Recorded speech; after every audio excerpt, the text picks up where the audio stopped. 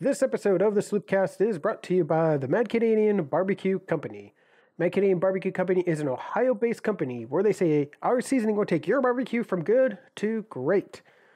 Mad Canadian will be at the OLC Shrine Cafeteria this Thursday in Cary, Ohio. Again, the OLC Shrine Cafeteria for some barbecue and bingo. So put away your Thursday plans and head on down to the OLC Shrine Cafeteria to get some of that delicious Mad Canadian barbecue food. And be sure to check out his social media, Facebook and Twitter for more information about him and his food truck and where he'll be heading to next. Mad Canadian Barbecue Company, who are the official barbecue of the Cary High School Blue Devils. This episode of the Sloopcast is also brought to you by the Iron Bean Coffee Company. The Iron Bean Coffee Company is a hand-roasted micro-batch coffee company. All of your orders are fresh roasted to order, which means they aren't sitting around in a warehouse or a truck or a shelf or in the warehouse before the warehouse. Then it gets sent to the warehouse in the back of the grocery. None of that. It's roasted, it's put in a box, and it's shipped directly to your door. And if you live near Toledo or Perrysburg, you can go pick it up for yourself, too. You don't even have to wait for it to be shipped. You can find your new favorite coffee over at ironbeancoffee.com. That is Iron Bean Coffee, America's local coffee roaster. How's it going, Sloop Catson? How's it going, YouTube chat? Hope everyone had a good weekend here. Buckeyes with a victory, not part of the chaos that we'll get to on Tuesday's episode. No, it was a chaos. Kyle, the Friday episode was titled "Chaos," another chaos weekend ? And yeah, but definitely. As much chaos as there was a lot more almost chaos. But tune into our Tuesday episode for that. Right now, we're talking about the Monday episode. We're doing our standard and grade. So, Kyle, let's get right into that.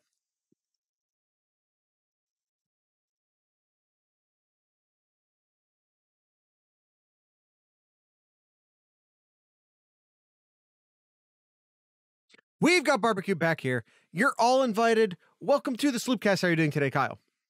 Doing pretty well. How are you doing today, good sir? I have no complaints that I'm going to air publicly. Kyle, all right. Standard and grade. We always go over on these, so let's try not to go too far over today. And let's get right into it. Nomad, who died? Why are there so many Fs in my chat? I'll let you try to figure that out. But for those who did not watch the game, Buckeyes come up with a victory, 26-17, a 9-point victory, which is the biggest. Trying to think how to word this. It's the worst loss for Nebraska this year. It is. All of Nebraska's losses, as Kyle pointed out on the Thursday episode, all of Nebraska's losses came by less than a score, and Ohio State eclipsed that by winning by 9 points. Ohio State wins 26-17 on the road in Lincoln, Nebraska. It's not what Ohio State fans wanted. You know, we wanted an Ohio State game. We got a Nebraska game. This is what all of Nebraska's games against good opponents have looked like all year. This is what all of Nebraska's losses have looked like all year. We wanted an Ohio State game. We got a Nebraska game. Sorry. Yeah. This is who Nebraska is. We were simply playing we like to think of Ohio State as like the protagonist in the story, right? They're the lead character in the story. Well, I hate to break it to you. We were just like Nebraska opponent D in this story. We were just the next team in the story that is Nebraska 2021. This was their story. We were just playing our role in it. Yeah.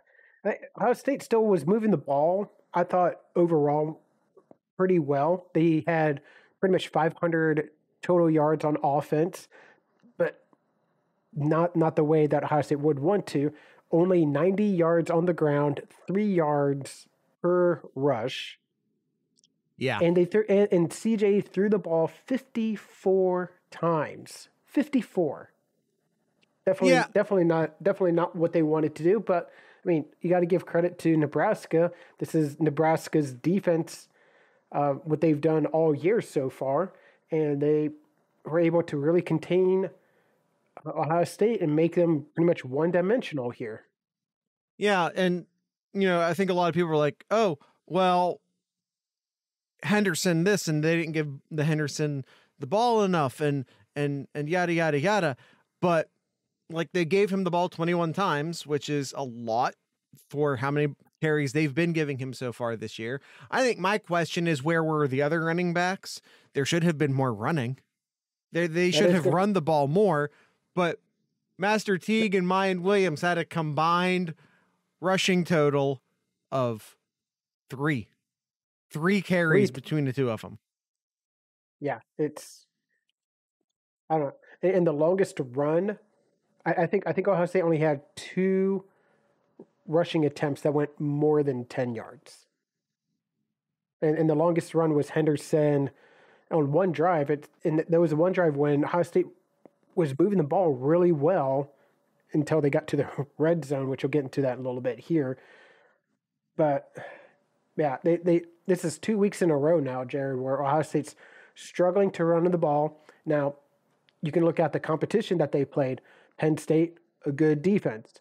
Nebraska, pretty good defense too.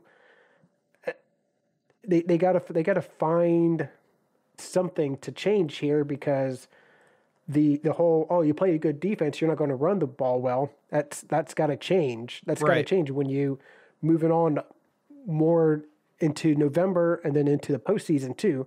You got to find ways to move the ball on the ground here. Yeah, I'm starting to wonder if the let's play our tackles as guards experiment is not working.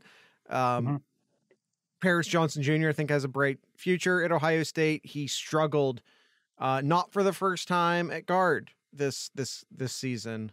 I think he has a bright future at Ohio State. I really do, but he had a real bad game. Now, granted, he's a second-year kid going against a sixth-year senior, which is tough. It's tough, but only one of those guys was a 5-star recruit, and it was Paris. I understand the need to get some of those guys on the field so that they don't transfer, so they don't get disgruntled, but I get it. On one hand, I get it, but on the other hand, it's not looking great at the moment. It's not working. The interior offensive line, but they do a great job in pass protection, but from a running standpoint, the tackles as guards is not working.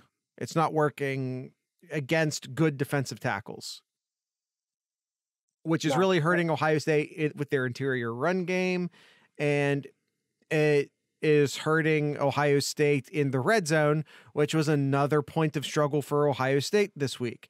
Now, thankfully, Ohio State has no struggle ruggle on the team. He goes 4 for 4 on field goals, which, in a 9-point game, it's nice to have a kicker, like I said, with no struggle. No struggle, no Ruggle is automatic. Still has not missed yet this season. There's a lot not working that needs to be addressed, but I think it's all fixable. Yeah. And let's get right into it here from our grading here. So Nomad, I'm not 100%. Nomad says you should trademark it. Me calling him No Struggle Ruggle. I'm not 100%. That popped into my head, and I'm not 100% sure that it's original. I'm not 100% sure I didn't steal it from someone. Otherwise, I would already have it. Like, can you trademark something with someone else's name in it? I don't know. Well, let's start with the struggle, and that's the offensive line here, Jared. What would you grade the offensive line in this game?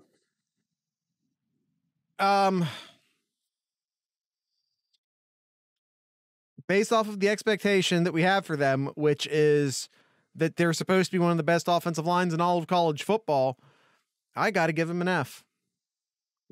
I almost called him Fields. You had Stroud with a guy in his face immediately.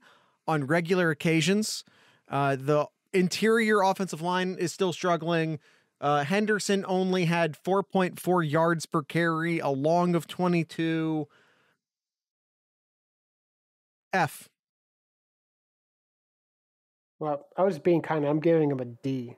I think overall, they only let up 2 sacks for the game for how much blitzing Nebraska did. Only let up 2 sacks, but not giving any wiggle room for the running backs to make anything happen. It felt like C.J. Stroud was constantly having to move in the pocket. Didn't feel comfortable a lot of the time there. So how And, so and to go back to your expectations, yeah, I'd give him a D. I mean, I guess we can just effort. compromise and say D minus, but how many of that lack of sack was Stroud getting out of the pocket and having to throw the ball away, or having to, there was a pass play, I want to say it was in the first quarter, where you had you had Olave going down the field wide open, but because Stroud got flushed from, you want to talk about why maybe is JSN getting a lot of the catches in this game and why wasn't Olave getting more of them? Well, it's because JSN's running the short routes and Stroud was getting flushed out of the pocket constantly. There was on at least one, I'm sure more occasions where Stroud had Olave open down the field, but was forced out of the pocket, and you can't throw. I don't care if you're Justin Fields or who you are. If you have to flush out of the pocket to the right and Chris Olave is going wide open down the field, all the way down the field on the left side of the field, you're not going to get that ball to him. Yep. That's not possible. Yep, absolutely. So we'll compromise. You can point at that lack of sacks, but that lack of sacks is a credit to Stroud more than it is a credit to the offensive line, in my opinion. Right, well, we'll compromise and say D minus. Tight ends here. Tight end, I'd give them a C minus. I'd give them a C minus. They're as equal to the run game, and it just seems to be a consistent thing with Ruckert. As much as I love Ruckert here, there's balls that he should be catching and he's not here, and it's starting to become a problem. So why the generous? I have to ask you why the generous. Why they're not run blocking. I mean, the run blocking was poor this game. Right. So I don't know why we're giving him any credit in that area. Ruckert only had 3 catches for 13 yards, had a drop or 2 in this game. He's been dropping the ball all year. It's not an isolated incident. I feel like I'm coming out real negative in this episode. All right. We can drop him to a D then. We'll drop the tight ends to a D there. And it's not Ruckert too. I think there was some other ones. Oh, what was it? I thought there was a dumb penalty by another tight end too. I can't remember. Yeah, it was on special teams. I thought it was. I'm drawing a blank on it, but we'll move on. Wide receivers here, Jared. Yeah, I think wide receivers is probably the lone good position that happened. On this offense here. Yeah. So go ahead. So the whole wide receiver core as a group, I'd give them an A.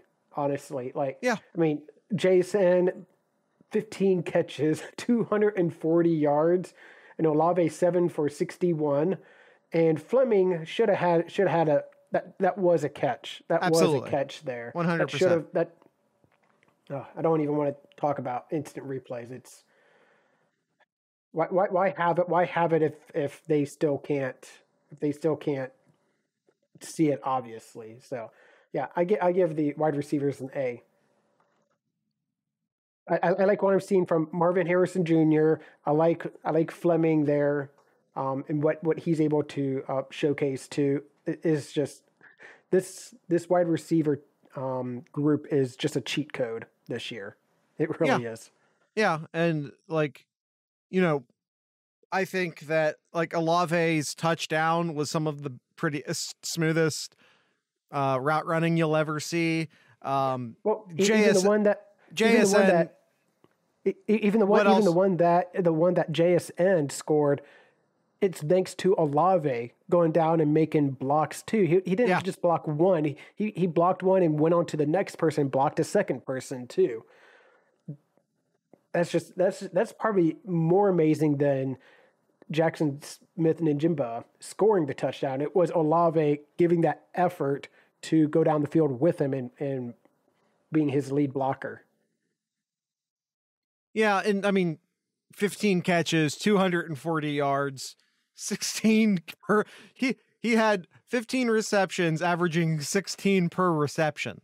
Now, of course, that the 175 helps that out a lot, but regardless, he's going to be the lone Buckeye in the thumbnail. I promise you this, for our YouTube audience. Today's thumbnail will be brought to you by Jackson Smith and Njimba. Yeah. All right. Let's see here. So that we're giving him an A. CJ Stroud. Running backs. Oh, running backs. I mean, Henderson probably had one of his worst days. They just didn't give the ball to Teague or to Mayan. The offensive line wasn't helping. So how much of the rating here? I know we haven't rated them yet, but how much of the rating do you take to the offensive line, and how much do you give blame to the running backs as well? It's hard because they're not separate. It's a football team. It's a football team. You know what I mean? Like, you can't run without both the running back and the offensive line doing their job. I didn't see missed opportunities by Henderson. And the coaches took Mayan Williams and Master Teague out of the game. So it's almost an impossible task. I just kind of maybe want to give him a B-, but a B- with a bit of a shrug. I was going to say worse. I was going to say a C-. Yeah, it's just so impossible to.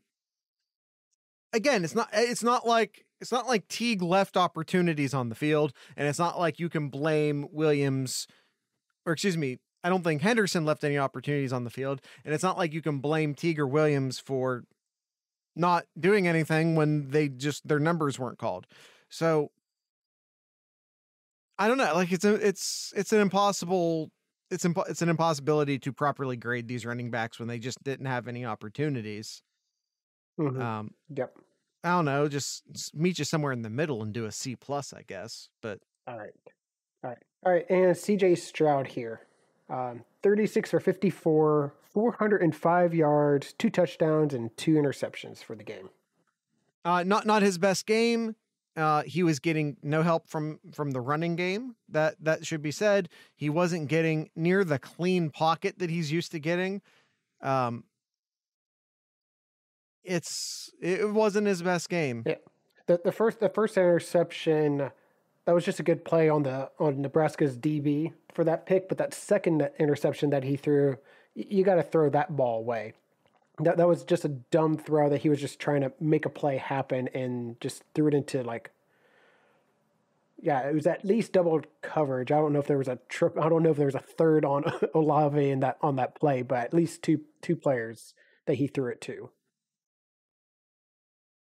Yeah, I'd probably give CJ Stroud probably a C as well. He made some plays, he made some great throws, but Jason, I think, really made him look better because of the route running and the catchability that Jackson Smith and Njimba had in that game.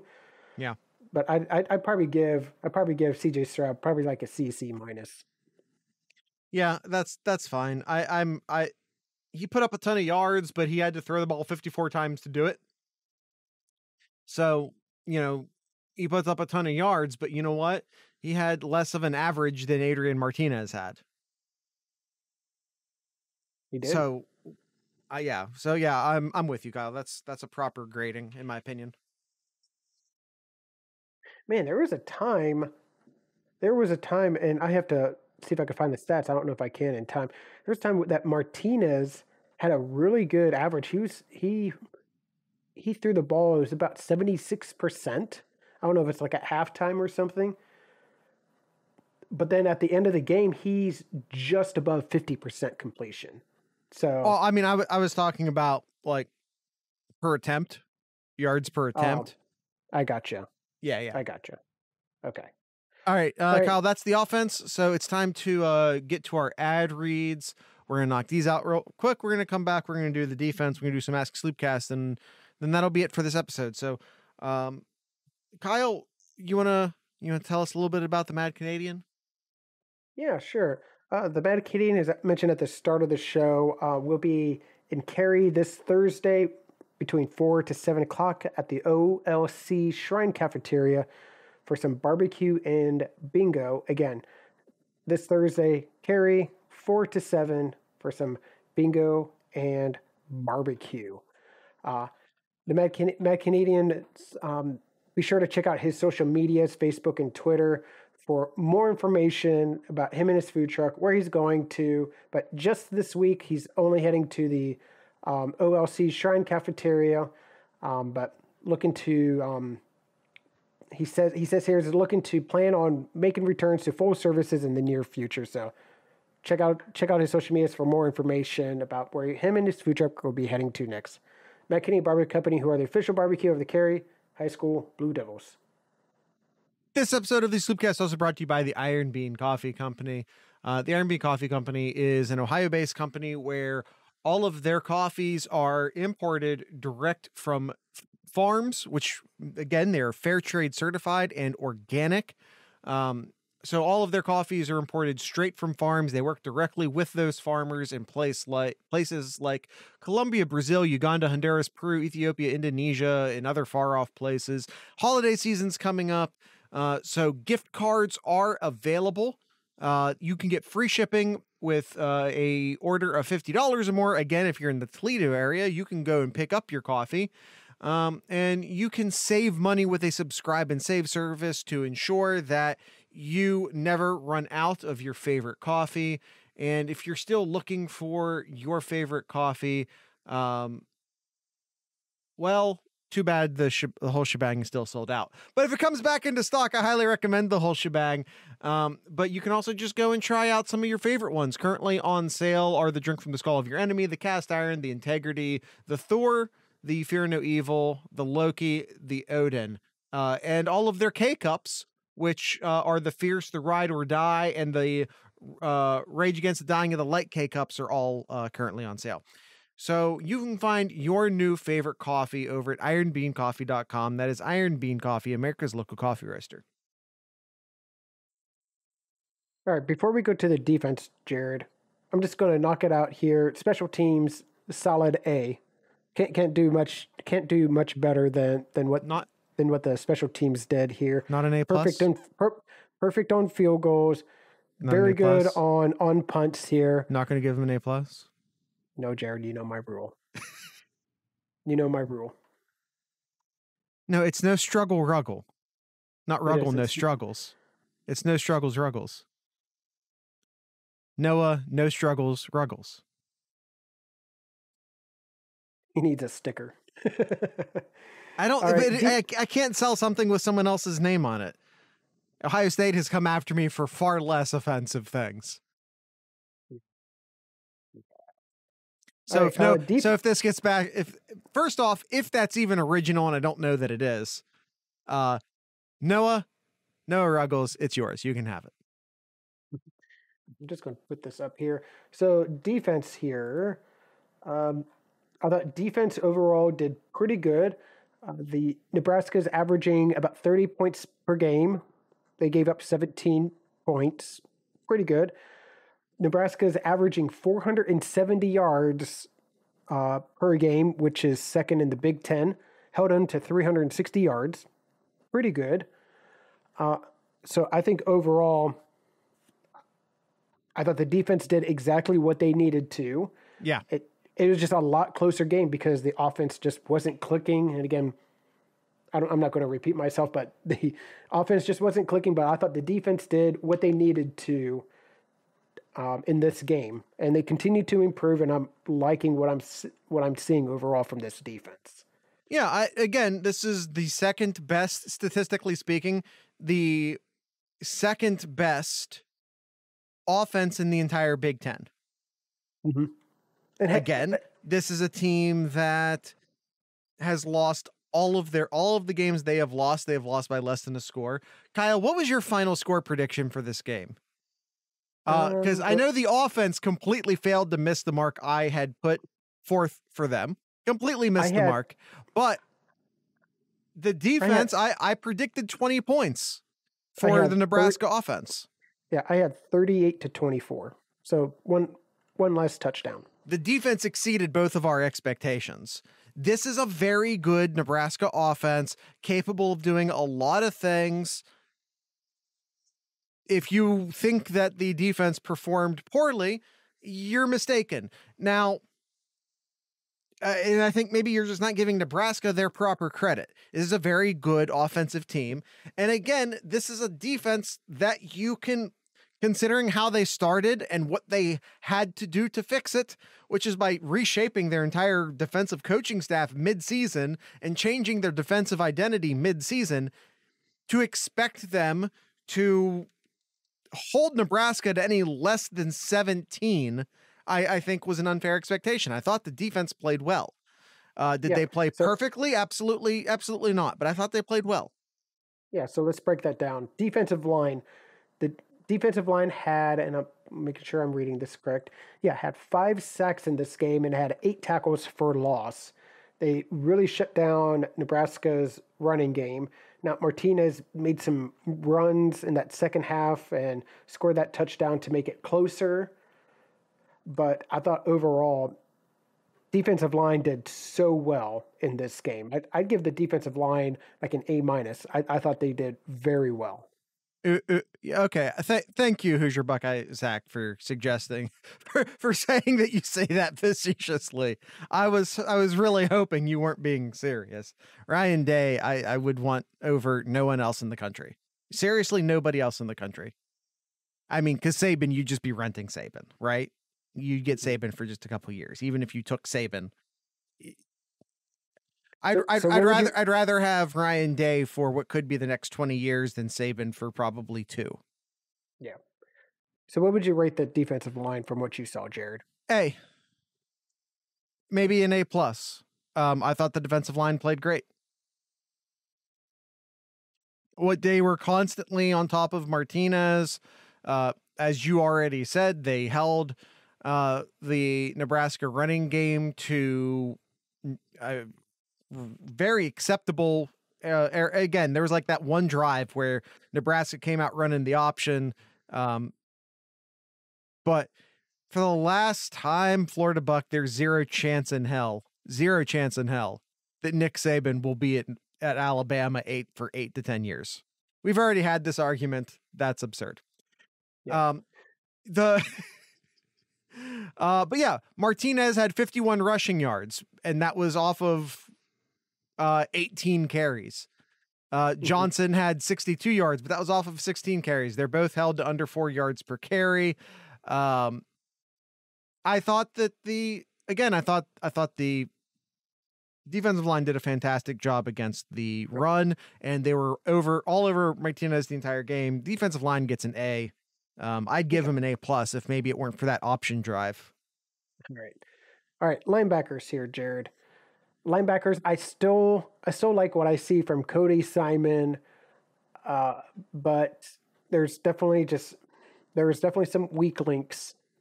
Yeah. In this linebacking crew, and it showed obvious in certain plays, certain drives too.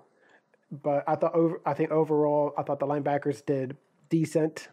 Not as good as the defensive line, but I thought the linebackers did a pretty decent job this game. So I'd probably give them a B. I thought they did a decent job. Yeah, and I think it's probably I'm really hoping that we settle into Simon and Chambers as the two linebackers. That's what I want to see. Chambers, who only played half of the game. Chambers only played half of the game and had the third most tackles on the team. I was about to say that, Jared. That's not acceptable for everybody else on the team whose name isn't Cody Simon or Ronnie Hickman, who are the only two people to have more tackles than Chambers. Everyone else on the team, you're on notice. As far as the linebackers and the safeties go, I understand that's not necessarily the defensive line's job to get a bunch of you get what I'm saying, but we're starting to see a lot more. Well, more so in this game because of Chambers, but we got to see Pallier in the first half a lot too. What did you think of him when you saw him in? Neote's fine. That's it. I mean, that was the expectation. I understand he was a 5-star at one point, but that 2020 was the guy that Ohio State wanted. They ended up with Neote.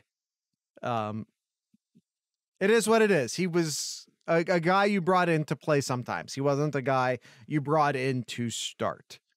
And that was the expectation, and I think he is perfectly fine based off of that expectation.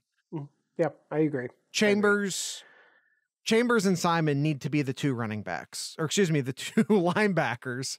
The two linebackers. I'm still so used to thinking of Chambers as a running back. Chambers and Simon need to be the two running back. I almost did it again. The two linebackers on the team. All right. The corners, Jared. What do you think? How do you think the corners did? Obviously Hickman. Well, Hickman's a safety, actually. Sorry, but safety / linebacker. Yeah. Bullet. But Burke wasn't really. I thought Burke did really well. He was out for a short period of time, but you look at the stats and exactly what you want. He had 0 tackles in this game. He had 1 pass deflection here. I thought the corners overall. I mean, they let up under 250 yards passing against the second best offense in the Big Ten. I'd probably give him maybe like a B+, A- range. Yep, I think for specifically the corners, I think we can do A-. Okay. Because like you say, how many passing yards was it? 248 for Martinez. 72 of those were on one play that was explicitly not the fault of the corners. All right, very I can explicitly. stick with A- then. Yeah. Yeah. That was totally on the safeties. One safety in particular. And I'm being nice though, but yeah, the safeties are not going to be getting that A- rating for sure. All right, what would you give him? What would you give him here, Jared, as we go into the safeties then? Probably a D at best. Yeah, I agree. Especially if we're really locking into calling Simon a linebacker, or excuse me, not Simon, Hickman a linebacker. if for this game we move Hickman down into the linebackers for the sake of grading, in which case maybe we should bump up the linebackers about a partial letter grade, and then just the safeties get a D. It was not great. They're not taking good angles. They're not. But part of this does have to go in the coaching staff. We cannot be applying a single deep safety ever. If Proctor was healthy, but he's not. You don't have someone on this team. You do not have a safety on this team who you can really truly trust to be playing a single high safety.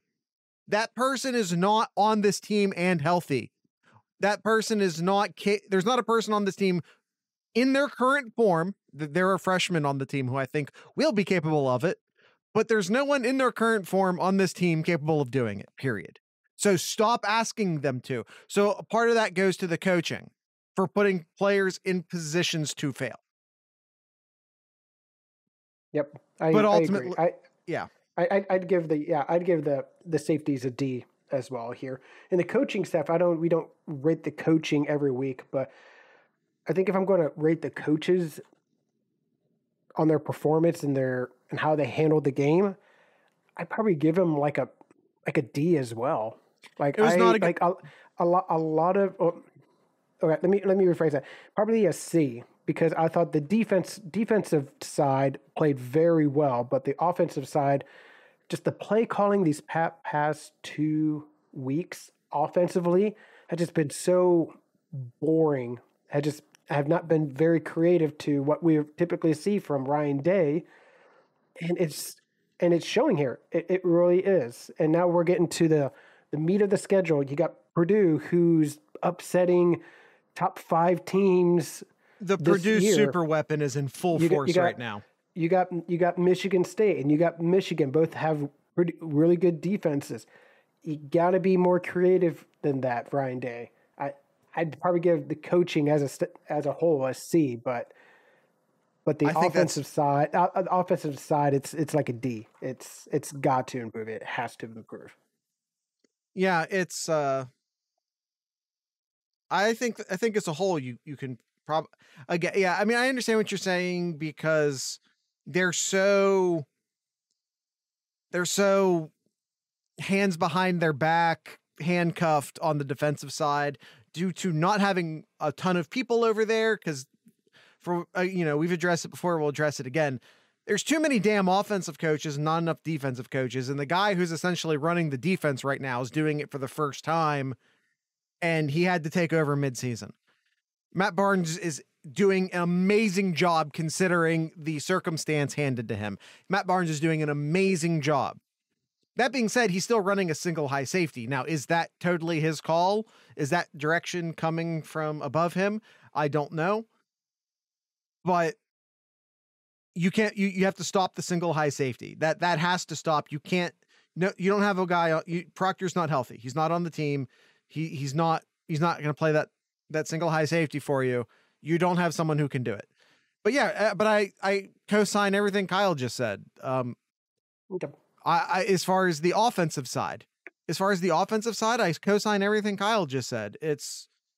I'm tempted to reiterate it for reasons, but I don't need to. Yep. I don't know why you've sidelined Mayan Williams. This is an excellent running back who deserves carries. You shouldn't be running the freshman 20 plus times, especially when it's not working. And again, I'm not blaming Henderson, but it wasn't working. Maybe the bigger Mayan Williams or the bigger Master Teague are going to have more success considering the lack of blocking. Henderson needs a little bit more space to operate. A guy like Master Teague or Mayan Williams might create a little bit more space. They might be getting 5 instead of 4. Now, they might not be getting you that 70. If that hole opens up, they might not get you that 70 that Henderson can get you. But they might get you 5 or 6 where Henderson's getting 4 or 5. Yeah, I agree. So our ratings here: quarterback C-, running back C, wide receiver A, tight end D, offensive line D-, the defensive line an A, linebackers a B, corners an A-, and the safeties a D, with the special teams an A, not an A+, Jared, and the coaching staff a C. I think A is fine for the special teams. I just like one of these days. I just like to poke you. Kyle, here's the thing. Marvin Harrison Jr. almost blocked the punt. And if that had happened, I would be pounding the table asking for that A+. You get a punt block, I'm going to pound the table asking for that A+. I know you're Mr. I need a kickoff return for a touchdown guy. I get it. Or punt. Okay. I'm not picky. Okay. All right, Jared, let's get into some Ask Sloopcast questions here. All right. Cousin Jay, are either of you in camp of get rid of replay?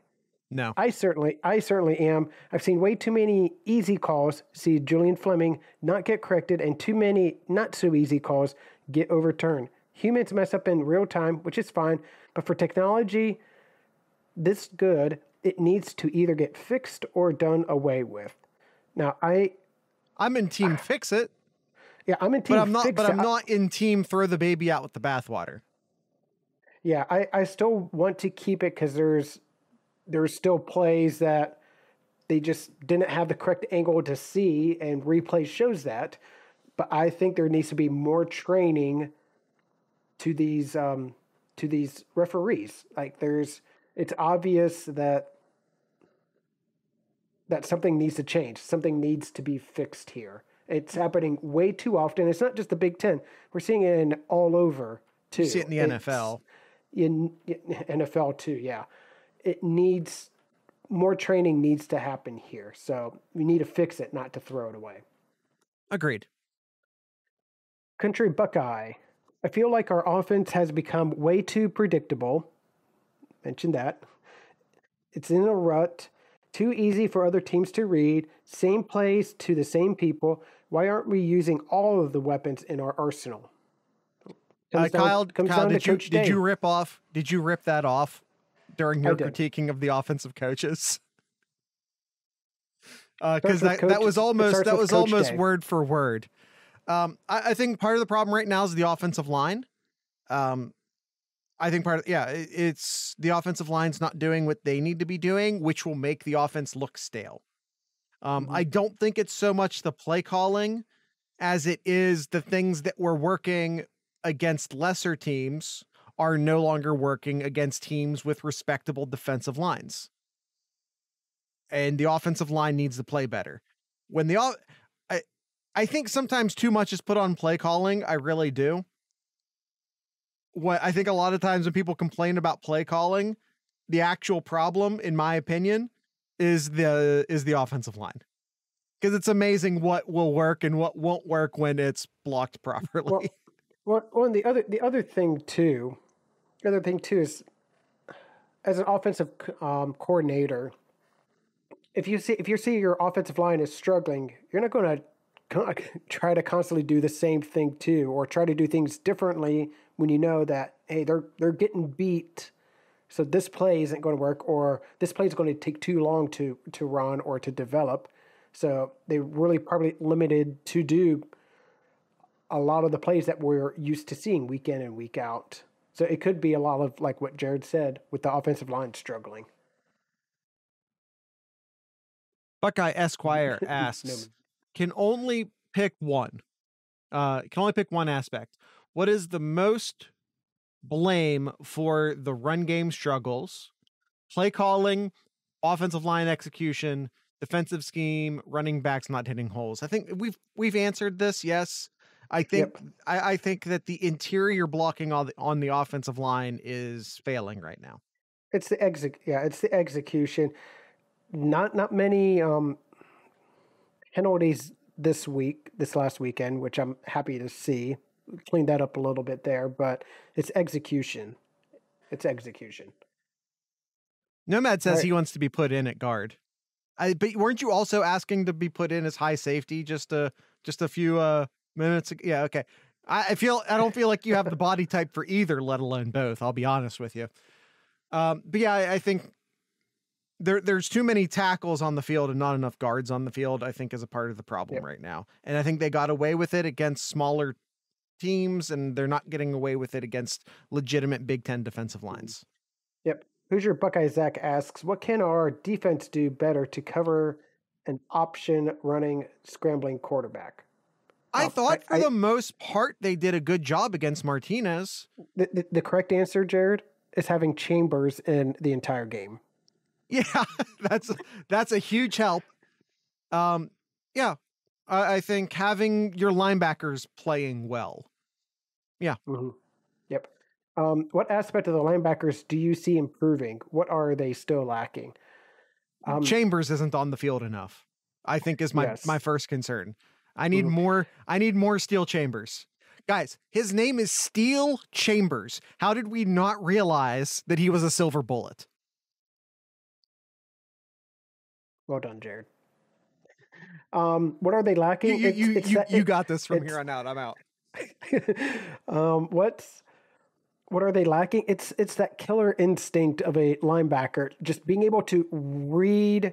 You can see how the offensive line is moving, you can tell if it's a run developing, or you can watch the quarterback's eyes and tell where they're going to go. They're just missing that killer instinct of being a linebacker, and this group just doesn't have it. You either have it or you don't. And unfortunately, what we're seeing so far, they just don't. Who's your Buckeyes? A pure athlete. Yes, yeah, a pure athlete. For sure. And by the way, there were scouts when he was coming out of high school who said that he would make a better linebacker than a running back. Like there are scouts on the record stating that. So he played linebacker in high school and he was damn good at it. So this move isn't totally left field.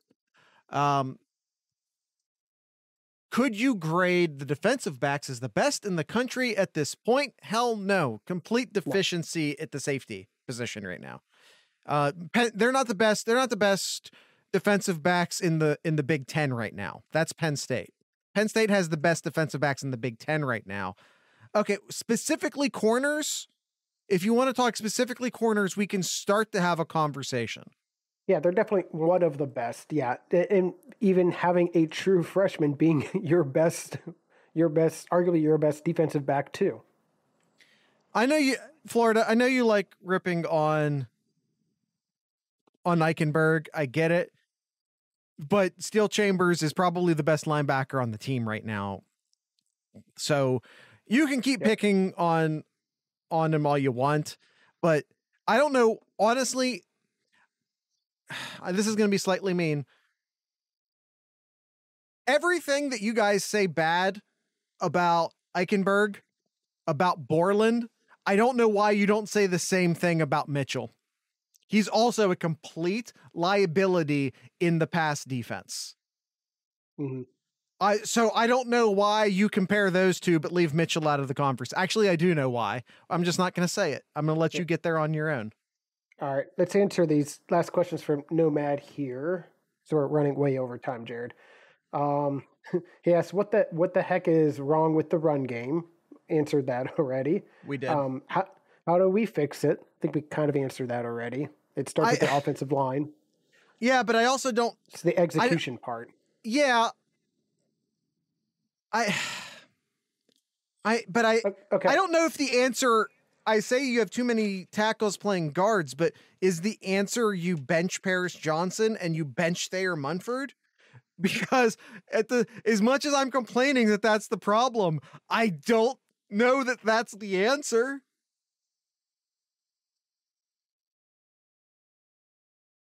And I think the other thing too is like, and I think I mentioned it too, and I know a number of other people when we were chatting in our Discord, which be sure to join our Discord during the football games. A lot of fun. Discord.thesloopcast.com.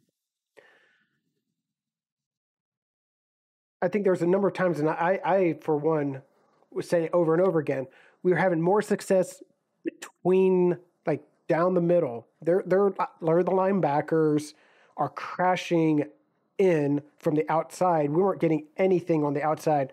We were getting better success running it straight down the middle there. And I don't know what it was from these coaches that just weren't doing that. But a lot of it's the execution, a lot of it's the play calling too, that Coach Day's running or called. Yeah, and part of the solution to that could be bringing back a read option, but if you bring back the read option, then Day is going to have to let Stroud keep the ball. I know people want to get mad at Stroud for not running.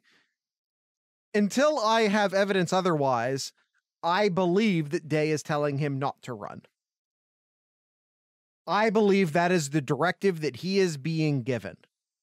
So if you want to be mad at, I mean, I want to say, in my opinion, if you want to be mad at Day, but this is my suspicion. I don't know it for a fact. Mm-hmm. All right, let's see. Does Ruckert go undrafted? No. His measurables, his workouts, they'll get him drafted. Mm-hmm. What sub team does Perdon't expose? What sub team does? I don't understand the question, Nomad. While if he can help us out here, let me answer another question here. Is it okay to be in? Is it okay to be an alcoholic during football season just for coping purposes? I mean, it's okay to drink alcohol. I wouldn't maybe cross the line into alcoholism. I co-sign that. Uh, will you actually read a nonsensical advertisement when I up my contributions? If it's purely nonsensical, yes. Now that being said, position groups, you mean, Nomad? I mean, within reason. If it's just nonsense and it's funny, sure. But I'm not. You can't pay me to say literally anything. But I'll let you know ahead of time and ask you to rewrite it if it crosses any lines. Okay, so what position group does her don't expose? I think, and this is part of the reason why I'm a bit nervous heading into this Purdue game. I think one of the things they expose are your linebackers. They're going to make your linebackers work. That's for sure. Yep. Ohio State will need to get a pass rush without a ton of blitzing in that game to have defensive success. Mm-hmm. And we'll get into Thursday's. We'll get into this on Thursday's episode, but they got a stud receiver named David Bell that they really got to watch out for too. And by the way, he had a great game too. All right, Jared. Kyle. I think that's it. That's it for today's episode. Why don't you kick us off? Yeah. I think kick us off's the opposite of what I'm doing, but that's okay. Everyone, Kyle already told you to, or asked you, I guess, to join discord.thesloopcast.com. We encourage you to do that. We recently streamlined the server based off of some survey results. People wanted less channels with broader topics, so we've made that adjustment. And so we're listening to your feedback to make what we think is a really great Discord server even better. And if you want your voice to be heard, please visit survey.thesloopcast.com. We're kind of curious what, we've done this different episode format during the season. We wonder what that's going to look like at the other side of the season, once the season's over. So we're looking for feedback, and you can really help determine the future course of the podcast by going to survey.thesloopcast.com and letting us know what you like and what you don't like. So Kyle, that's it. That's all I have. Do you have anything in Kyle's corner? Well, I have to have to say something on behalf of the Mad Canadian. I lost my bet. You lost a bet. Your high school football team did not advance around while his did. Was the bet? That was the bet. We were betting that on which of our alma maters were going to make it further into the Division 6 high school playoffs. I think at Region 24.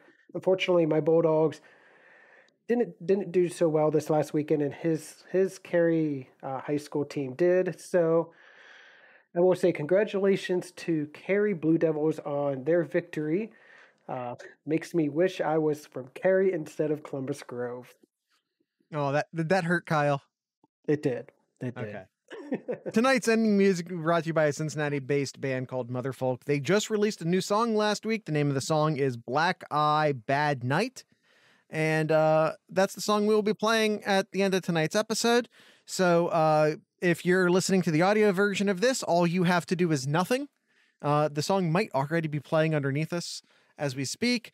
And if you are in the YouTube audience, there will be a link down in the show notes where you can go listen to the song on your own.